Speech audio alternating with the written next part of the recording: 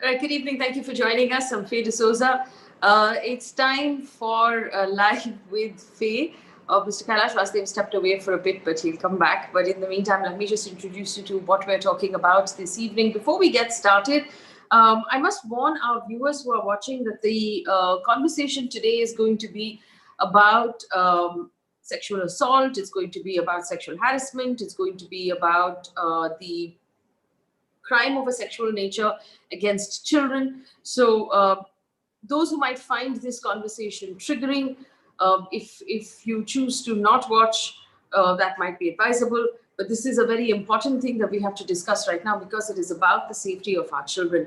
So this is what happened. The Nagpur bench of the Bombay High Court was hearing a case of a 39-year-old man who was accused of and convicted of sexual assault of a 12-year-old girl. Now, based on the judgment copy that has come out and the prosecution's case in court, this man had apparently been convicted of the crime because he took this 12-year-old girl by her hand into her house, promising to give her guavas. He took her into a room. He apparently squeezed her breast and made an attempt to take off her clothes. At that point, the child started to scream very loudly. The mother, who then came out of the house looking for her child, was told by a neighbor that the child is in such a man's house. The mother went to the house, rang the doorbell. The man said, "No, your child is not here." The mother searched the house anyway and found her child locked in a room on the first story of that house. The mother then took the child, who told her what had happened, straight to the police station, filed a complaint. This man was arrested.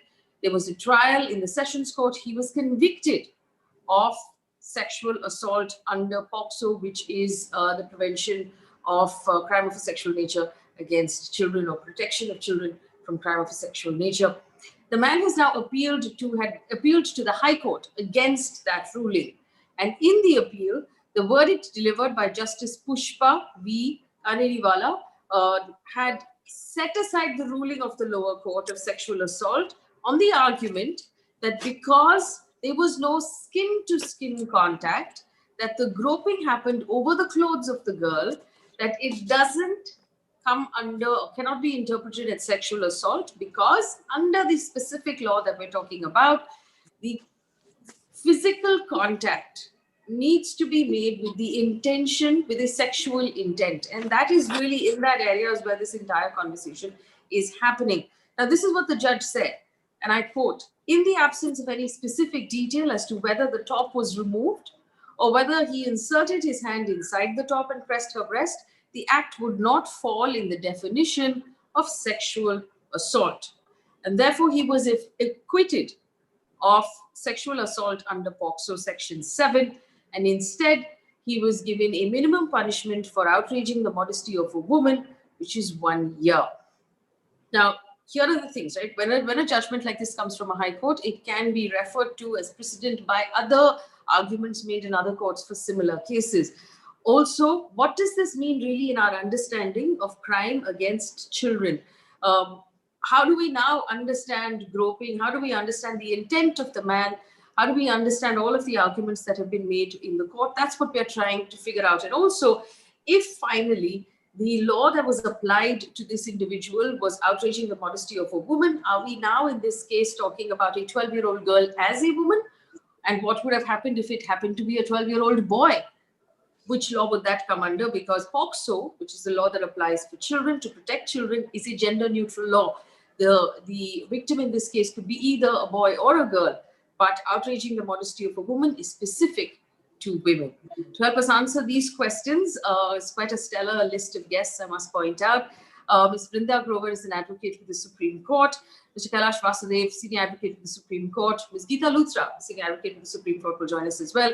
Ms. Brinda Adige is a women's rights activist who has dealt with cases like this on the ground, has worked with the families, has worked with the children themselves, and so she has firsthand sort of experience on what happens after the crime happens and what happens really in the courts of law. I welcome all of you to this conversation, and I thank you for the generosity of your time.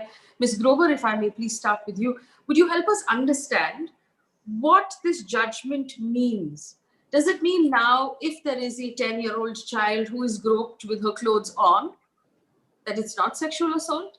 And what does sexual assault constitute under the POCSO Act? First, let me clarify that under POCSO, when we use the term sexual assault, which is an offense under POCSO, while in common parlance, we may think of it as rape. Rape under POCSO is called penetrative sexual assault. Sexual assault, therefore, is certain kind of touching, which is defined in section 7. And I'll just read that. Whoever with sexual intent touches the vagina, penis, anus, or breast of the child, or makes the child do the same. And the second limb of the same offense is, or does any other act with sexual intent which involves physical contact without penetration, is said to commit sexual assault. So there is no penetration. The first limb talks of touching certain private parts of the body, and the other talks of physical contact. Nowhere does it say that the touching has to be from flesh to flesh or skin to skin. And I think we also need to talk about how are judgments to be authored, particularly around issues of sexual violence of adult women or child sexual. I think that in itself is something that we need to speak about.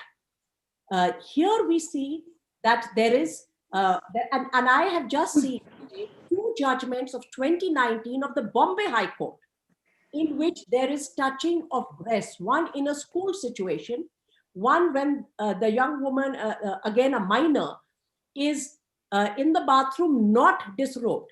In both instances, the Bombay High Court has convicted under Section 8. So this interpretation of Section 7 in this judgment is actually a misreading of the law. And there is an interpretation that has been carved out that touching and physical contact, two separate phrases, are firstly used.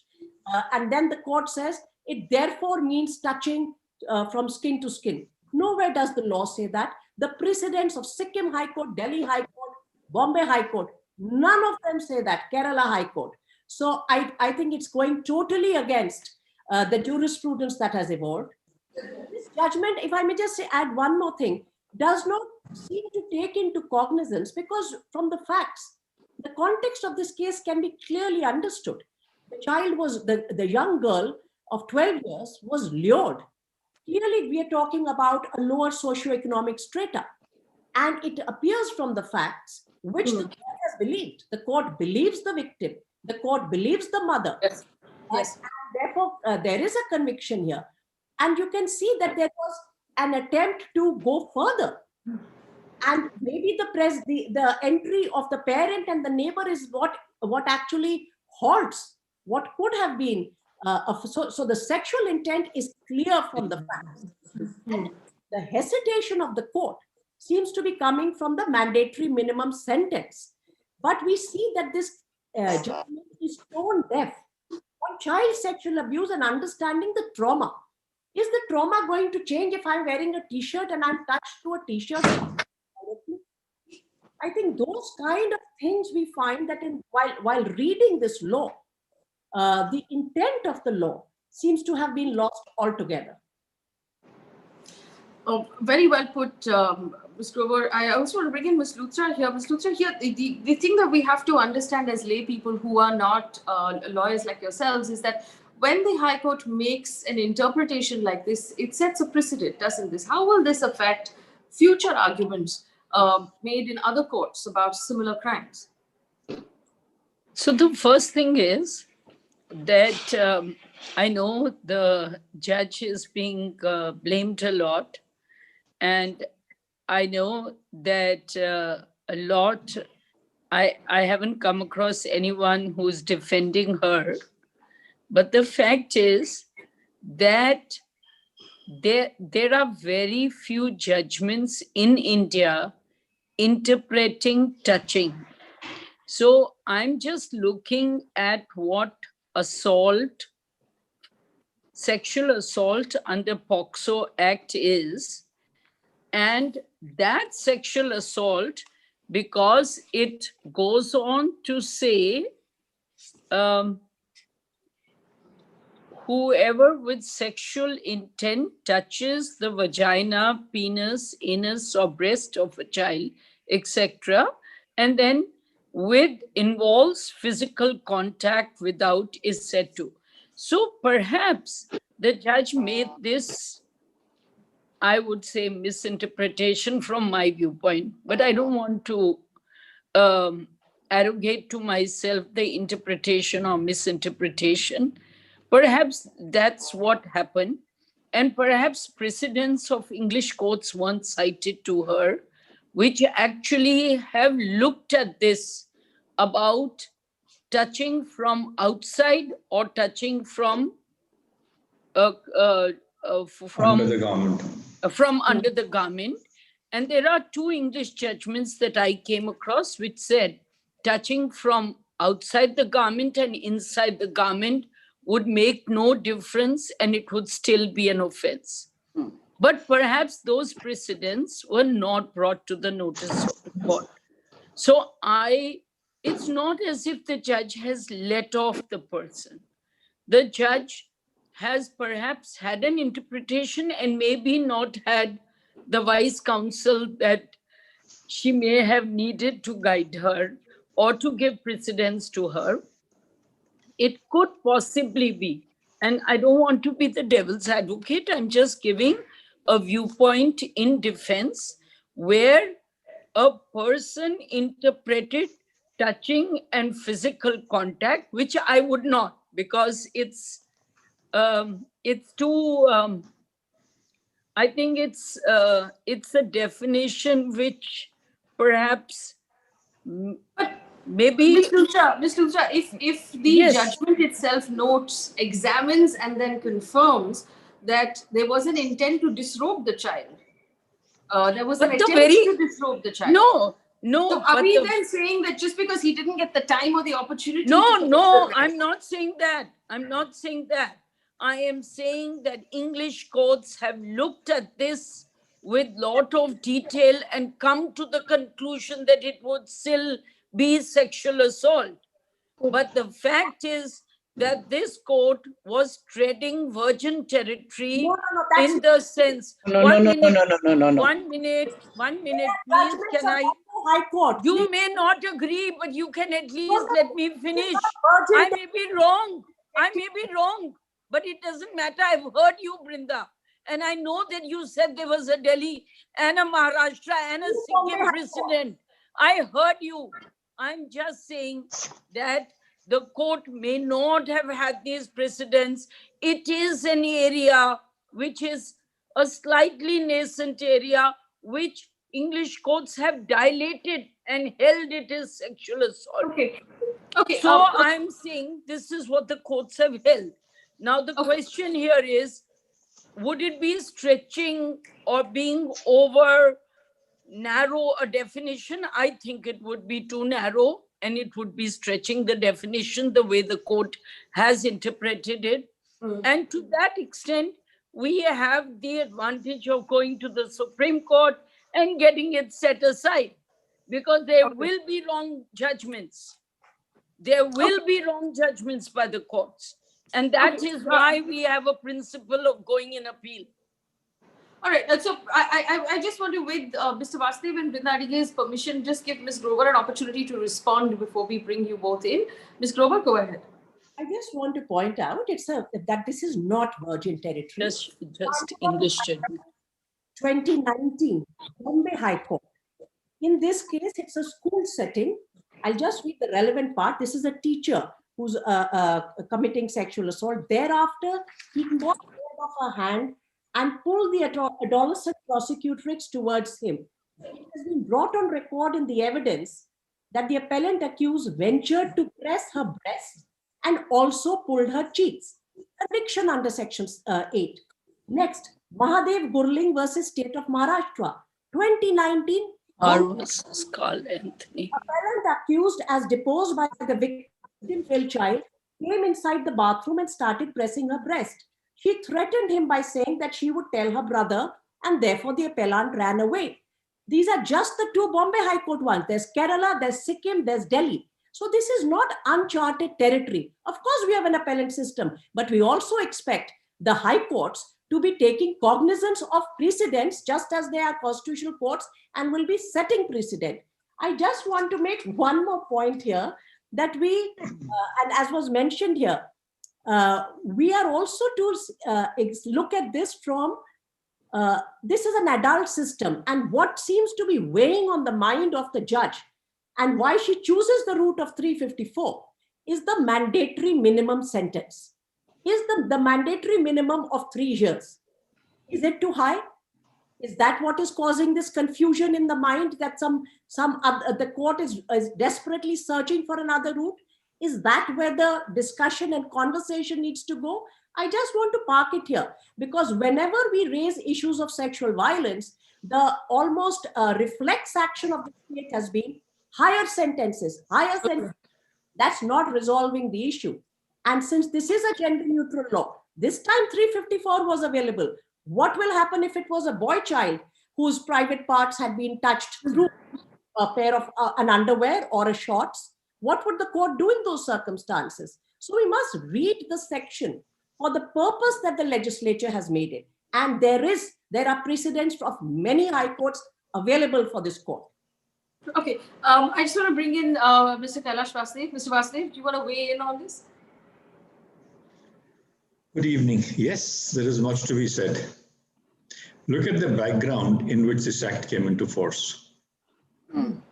The first judgment which comes into force is sexual harassment at the workplace, Visakha, Justice Verma, 1997.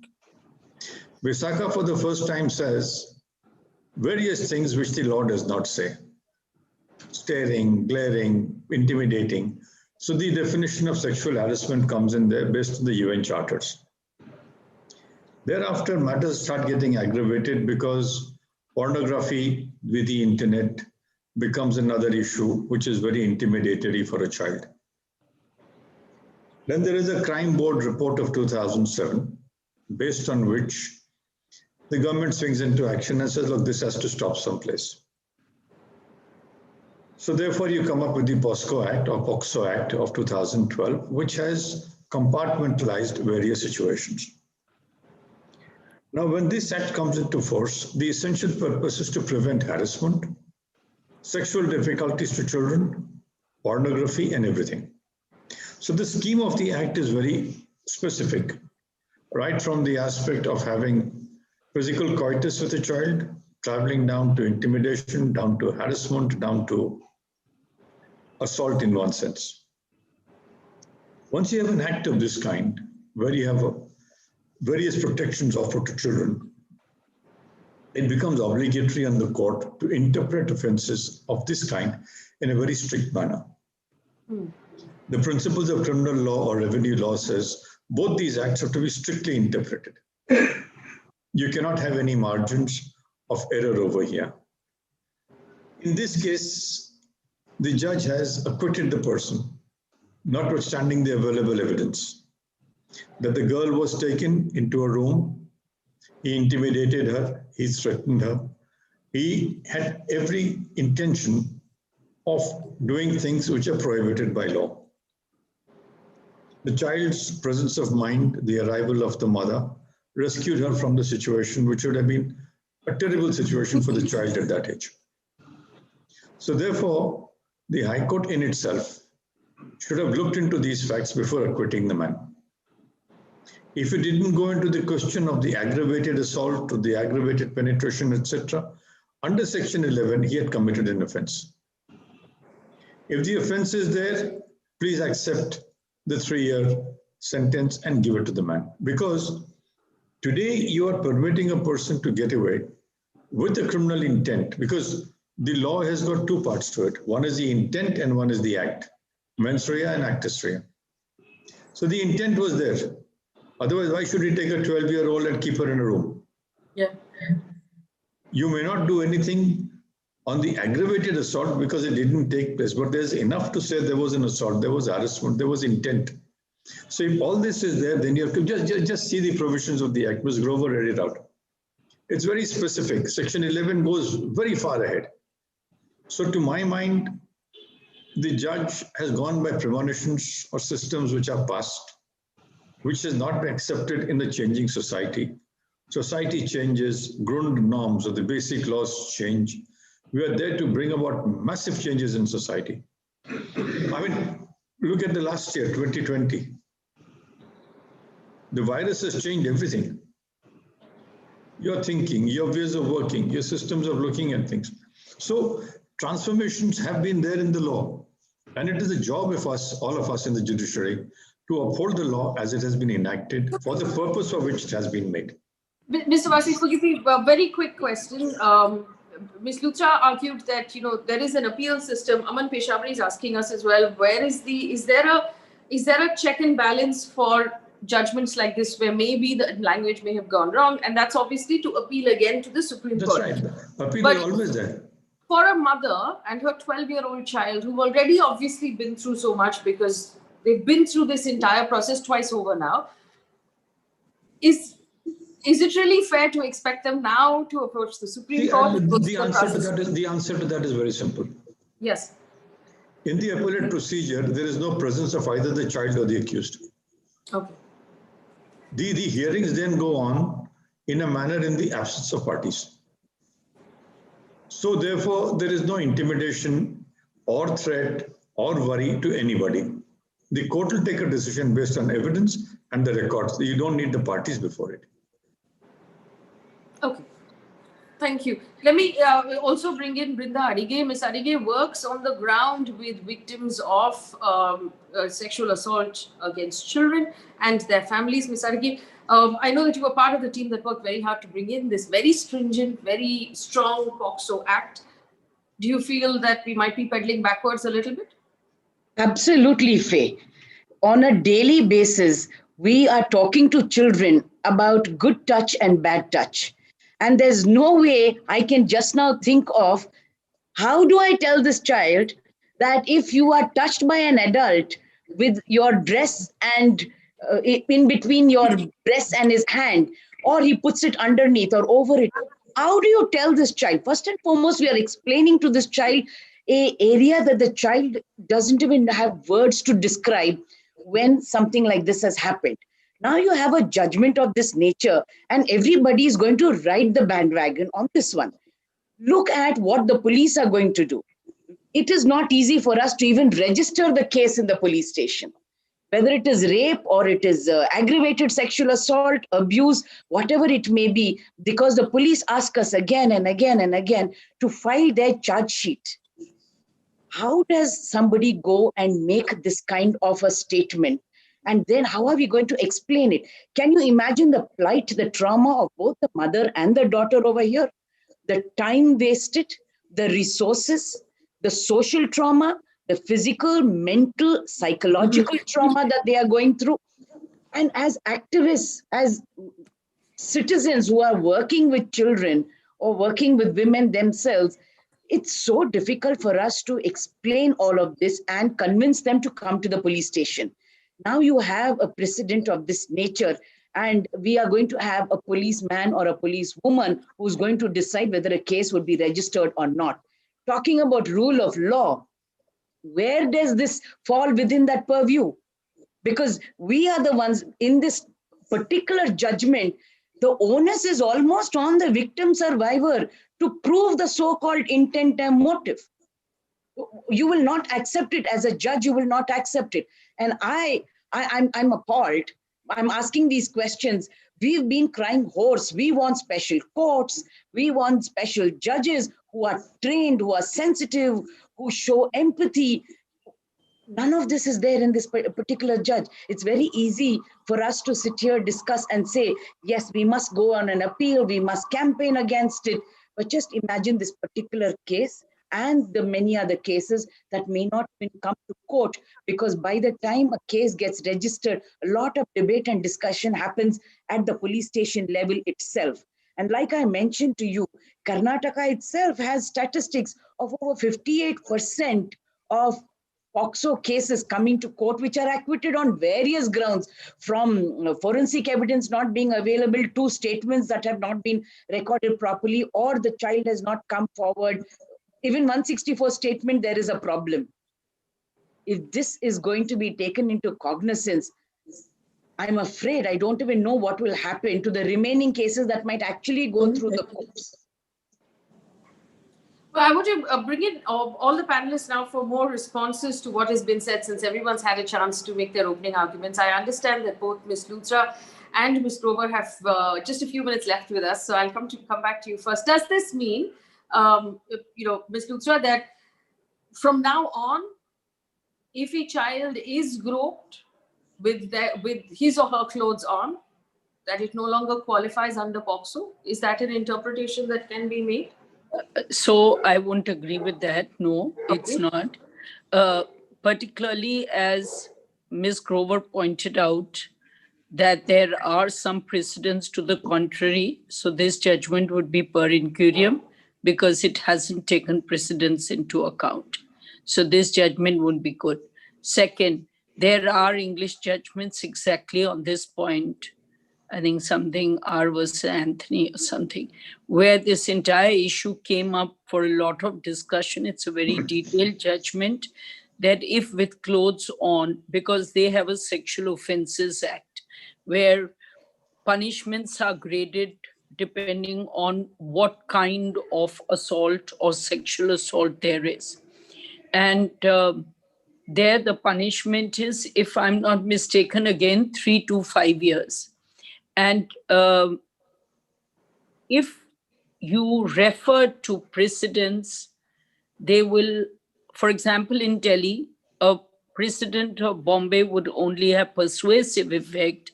But if there is a previous precedent, then that would be per incurium. And you have English precedents exactly on the issue. So you have judgments which would allow a court to say that, I'm sorry, the law is very clear, it can't be open to two interpretations.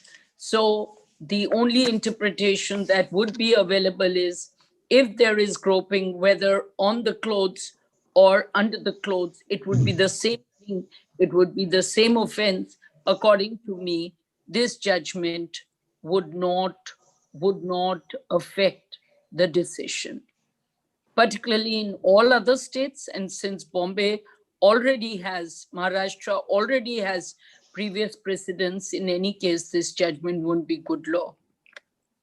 So the fact is that assault on a woman, the section is 14 offenders. Section 14. In fact, of the act has 2 years. Am I right? It's 2 years imprisonment. And therefore, there is a precedent there. Here, one of the important aspects, which in fact, one of the panelists pointed out, is that POCSO is gender neutral. And that's what is also important. Here in this case, you may have a redressal through 354. But in other cases, you won't have that redressal. And that's also something which has to be looked at from a viewpoint that it would then affect all other kinds of touches, because this is not just merely about only one, it's about the whole, any kind of touch of any other part with a sexual intention. I think nobody can question the intention in this case. That everybody knows. I mean, so I feel that aspect is not something which even this judge has questioned. But she has implied. What is the implication, Ms. Grover? What is the implication here, that if the intention is there, are we right now just discussing that physical contact? Does through the clothes amount to physical contact or not? Read this judgment and actually see what is the subtext. And I think, as was very rightly pointed out by Mr. Vasdev, if supposing she felt that, all right, it's not fitting in her interpretation of Section 7, which I think she has wrongly interpreted, and she's gone against precedents of her own High Court. There was Section 11 available also, if she wanted to take it there.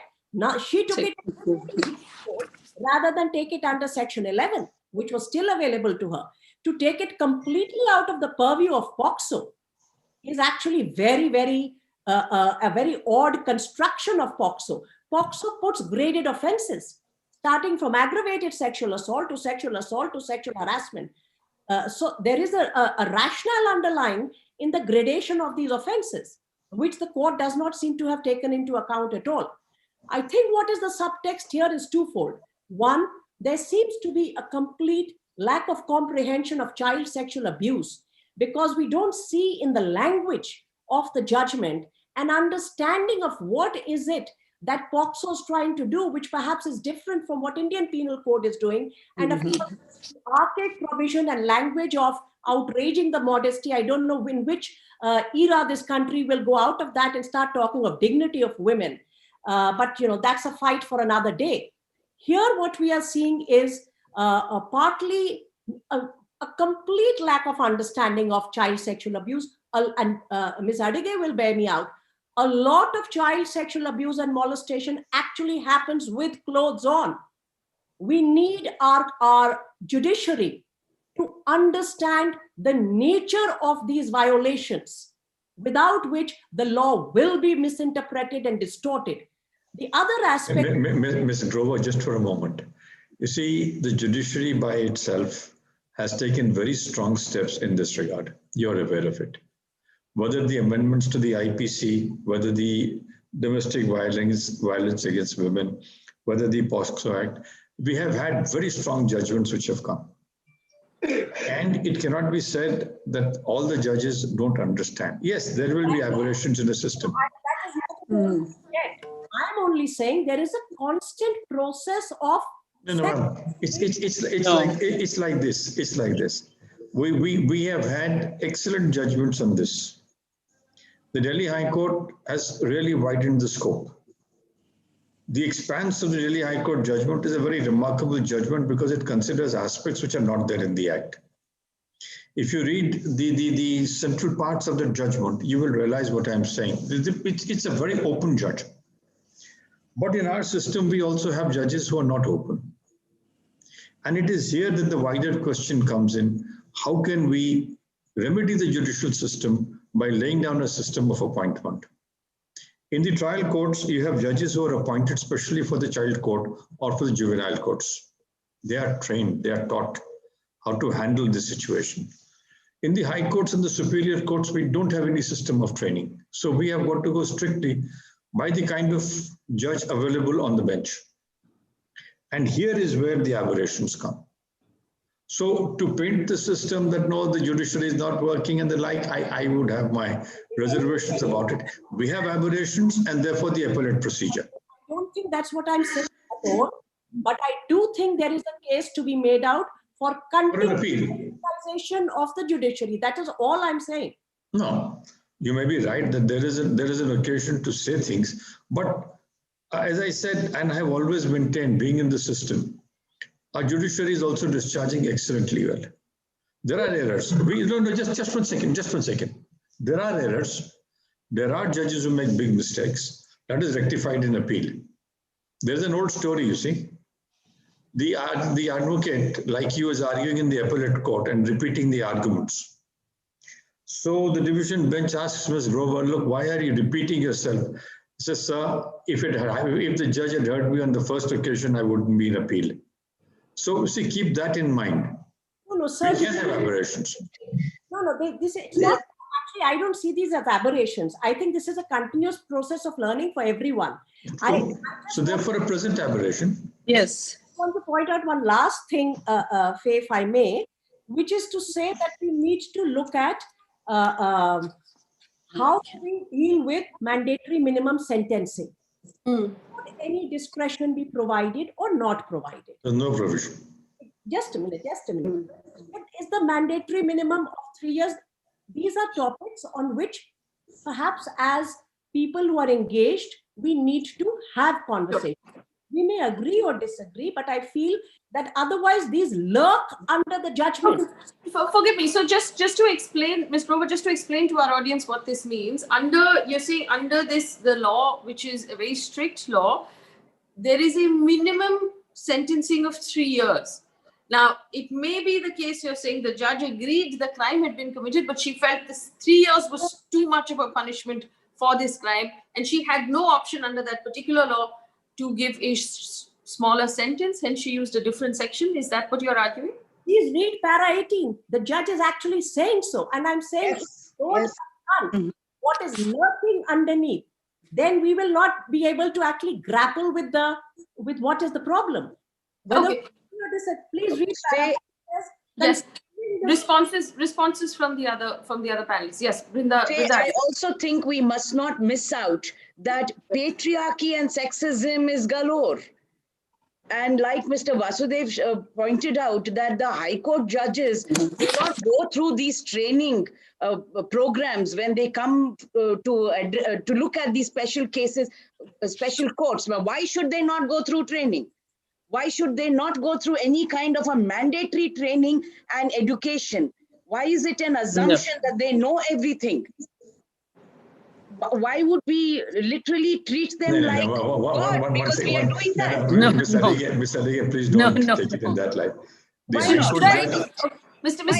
Training not required? Is training not required for people in the High Court, judges in the High Court? No. I am not saying that. What you require in the judges in the High Court is you appoint a judge to the High Court. It's a constitutional post. Now it's a constitutional post. It's not appointment like a lower judiciary where you have to pass an examination and all come. The selection is made based on a tiered system recommended by the High Court, approved by the Supreme Court. So the benefit is given that the person who is being appointed as a judge is well versed with all situations. But as I said, it can happen. No, hold. I understand at the moment you're tremendous. What should I say? I want to come in after this. Yes, Mr. So you see, what happens is the appointment of judges follows a different pattern to the superior courts. We always accept it that the judge is going to be honorable in what he decides. The lawyer is going to be learned. This is the principle on which the system works. Now, there are judges who make mistakes on the interpretation of the constitutional provisions, in the matter of convictions, in the matter of deciding civil matters. So therefore, the appellate forum are provided. It is from that purpose that this judicial system is tiered, it is structured. Because the basic precept is a person is innocent till proved guilty. So you have to accept that position. Yes, there is a feeling in the general public that High Court judges should be trained, taught this, that, and the other. They have judicial academies. They go there, they consult, they talk, they discuss, they work out things.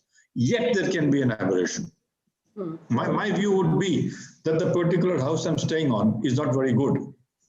Your would be that, look, this house in which we are arguing is very good. So you see, these are conflicting views. You have to balance them.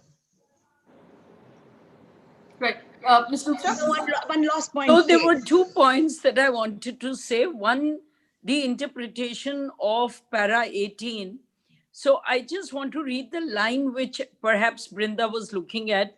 Considering the stringent nature of punishment provided for the offense, in the opinion of this court, stricter proof and serious allegations are required. So I don't think the court doesn't want to give this punishment. The court goes on further to say there are no details given, and therefore that's how the court, now right or wrong, as I said, she may be making an aberration, but the fact is, it is not that she is saying because the punishment is so high, that's why I'm going to 354.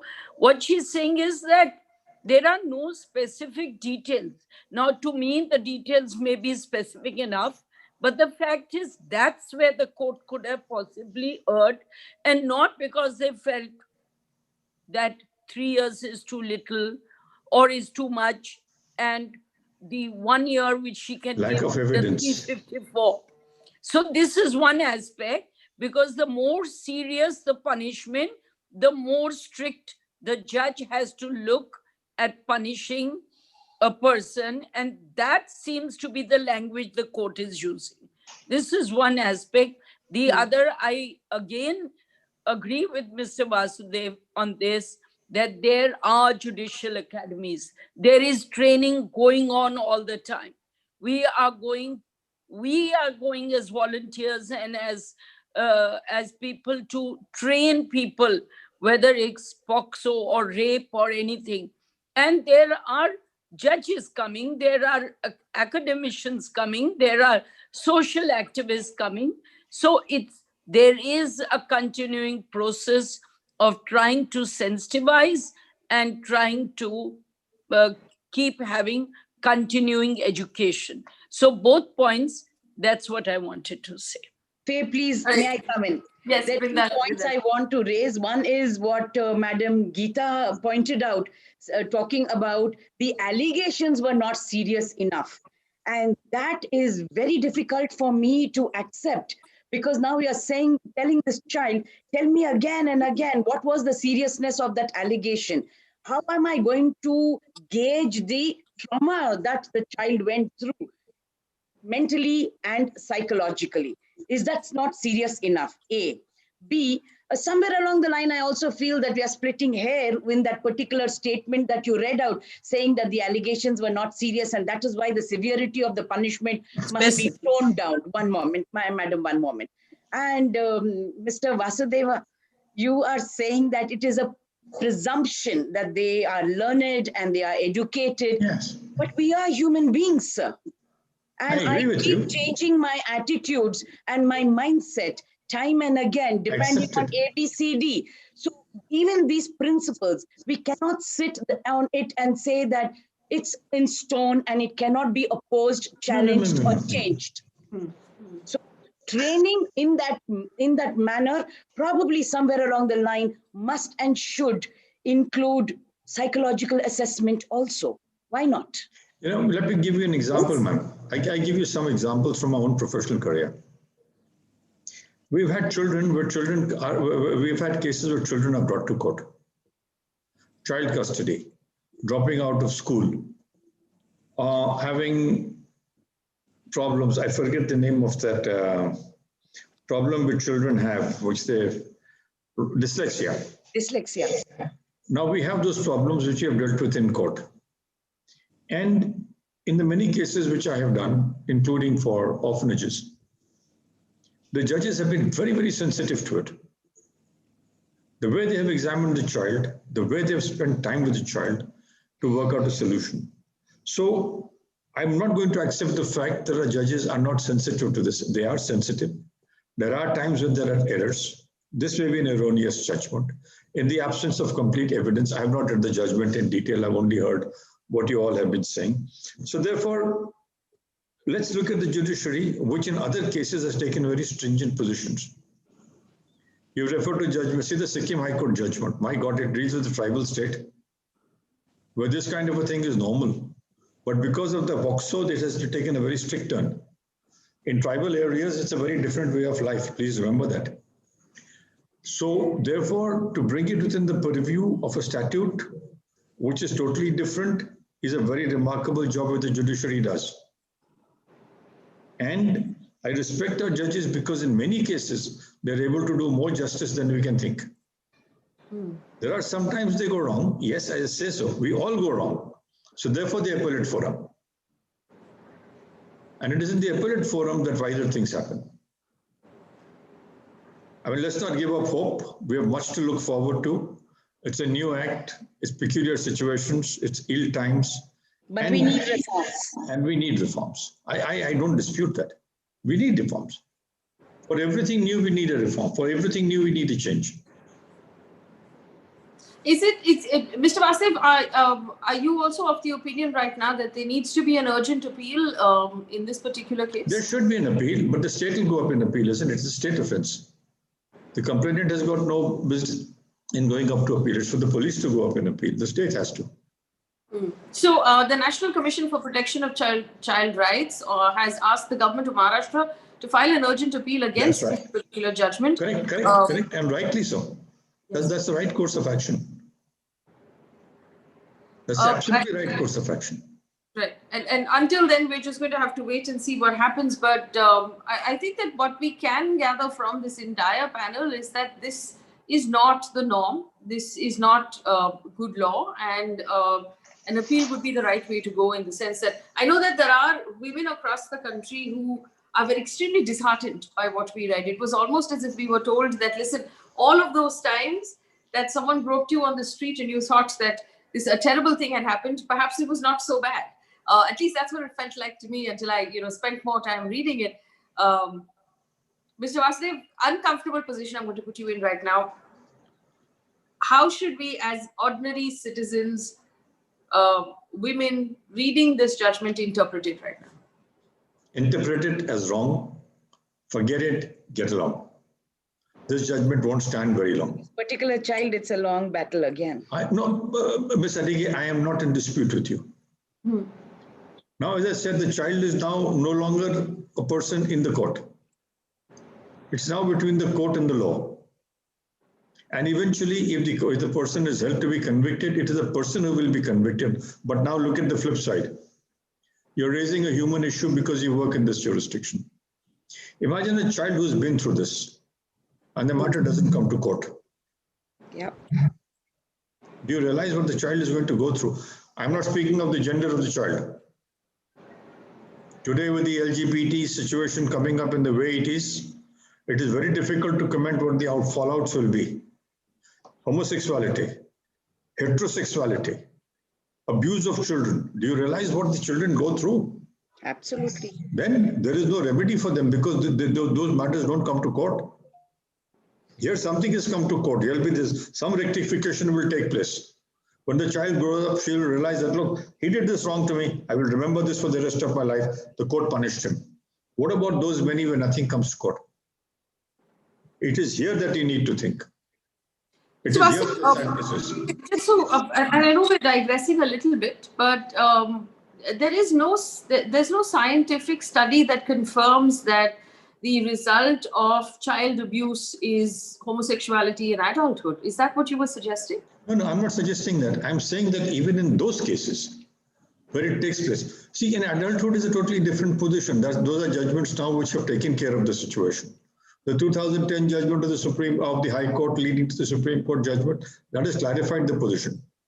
What I'm trying to say is for a young child. This is a matter which happens in the matter of innocence. But when it happens in the hands of an elder to a child, irrespective of which sex, there the problems arise because many things are often not reported. Right. Okay. My anxiety is there. Here there'll be some remedy which will come to the child's mind when she grows up. हमारे साथ ये हुआ था, देखो कानून ने ठीक कर दिया. What happens where this doesn't happen, where it is not reported? Usually children are scarred for life. No, I appreciate that, but there is some redemption in the child's mind when she grows up, you see. Yes, which is also, I mean, one of the reasons why we were happy to note that when the POCSO laws were brought in, that it was a gender neutral law, that it didn't matter whether the victim in question was a girl child or a boy child. The fact gender didn't matter. Yes, but like I pointed out, the outraging of the modesty of a woman is not a gender neutral law, and that's a separate conversation about whether molestation should actually just be called what it is, which is molestation, or should it be called outraging modesty? And does that idea of modesty have any place at all when we're talking about harassment? Yes. Those are now defined. You see, so molestation is defined, modesty is defined, harassment is defined. The law is compartmentalizing a lot of things. Right. I'm going to leave it here, though. I thank both of you for giving us time. Also, Ms. Luthra and Ms. Grover, who had to leave a little early. Thank you for helping us understand. And I think that for our viewers, at least for me and for the women who are watching, it was unanimous across the board that everyone agreed that this was not right in this judgment. And it perhaps is not going to, hold for much longer. So don't let it dishearten you. That doesn't mean that everything is going wrong within our judicial system. There's still justice being served. We have moved a great deal from where we were 10, 15, 20 years ago. And one hopes with the efforts of people like Ms. Grover, Ms. Luthra, Mr. Vasdev, and especially with the efforts of people like Brinda, Adige on the ground, that things will continue to move forward and we'll continue to keep improving this system. Thank you for watching. Good night. Very nice to be with you. Thank you, Faye. Thank you. Good night. Good night.